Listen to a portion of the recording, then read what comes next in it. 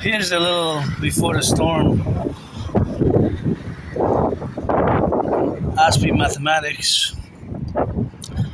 This is practical for the North American collective or the civilizational complex, and has a lot of SSD ramifications, as you know, from my protocols and initiatives for total North American centric security, service, and defense, and via surveillance, that is for SSD, security, service, and defense. You can get acquainted with my hundreds of videos over the years, and I'm not just an independent androgynous pansexual artist and athlete, but somebody with AS, Asperger's syndrome, and who is no Claude Shannon or Stefano de Bleza, but will do some math now in consequence to the paradox where we live in with the growing crisis of living and the growing crisis of the food and the stagnation of the salaries, all in consequence to the mathematics behind the logistics of our food transportation, and the fact that in both Canada and the United States, I'm specifically focusing on Canada and the United States because I am Quebec Canadian, Canadian North American, and my protocols and initiatives such as the DRT, Detro Fusion Theory, DFT, Democratic Fusion Theory, are consequently made for the North American collective, specifically, of course, for NORAD NATO, but specifically for Canada and United States integrally in the 50 and the 63 Imperial Republican complex.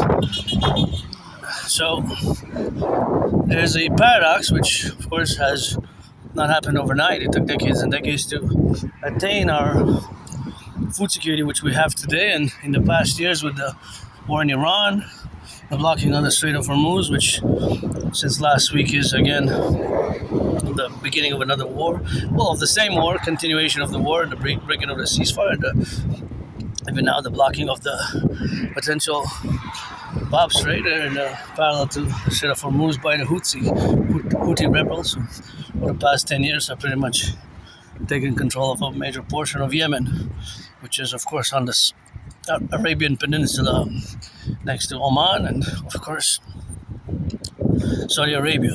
So now the Iranian conflict, of course, we've seen that gas in both Canada and the United States and throughout the world has skyrocketed, although the vast majority of the oil that flows to the Strait of Hormuz, more than 80%, goes to the Asian oil market. And of course, here we do have in Canada the Athabasca tar sands. However, we cannot process the oil too well, and it's costly economically and environmental factor. So although we do have, we're in the top 5 in Canada, the Athabasca tar sands, also known as the Athabasca oil sands in Alberta, Western Canada. There's lots of proven oil reserves. But specifically, I want to focus on a potential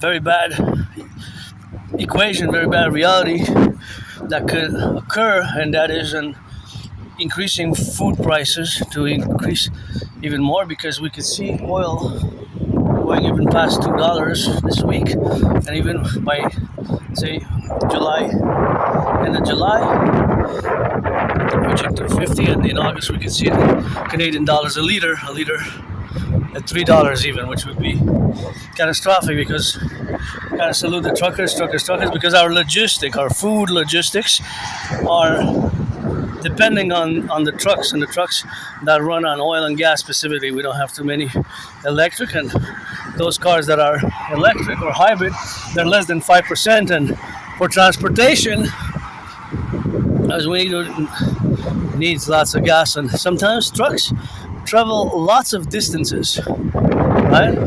With some good. So for example, I'm only going to do probabilities and estimations and mathematics in such a way that, see that truck and that truck, thank you truckers, gotta salute our truckers. See there's hundreds of thousands there could be hundreds of thousands of tons of food in all the trucks now that are going east, west, north, south in the 10 provinces, 50 states. There's a definite number, and there is of course that reality. So of course these tens of thousands of foods, tens of thousands of course of that integral is of course, for example, a calculation which is established. If you establish of course the domain and the calculations thereof, is of course something which has to be co-equivalent to the food that is transported for our vast population. For example, if that truck carries 50 pounds, so 50 pounds of butter, and then it's times 10, times 10, that adds to 500 pounds, and times 20, well, it's not butter because it's not, of course, refrigerated, but it could be rice, it could be potatoes, all the goods that we have at our stable. It could be bread, and chocolates and cheese and all the goods that we eat, right? Because everybody got to eat, even Wall Street. And of course, food security is super important, right? Because it can be costly. So, for example, let's say that red truck, inside of it has 44, well, I don't know if it has 44 tons, but let's say in theory we could have, theoretically it could hold 44 tons of food, but let's say more 444 pounds, right? So that could feed a full family or a few families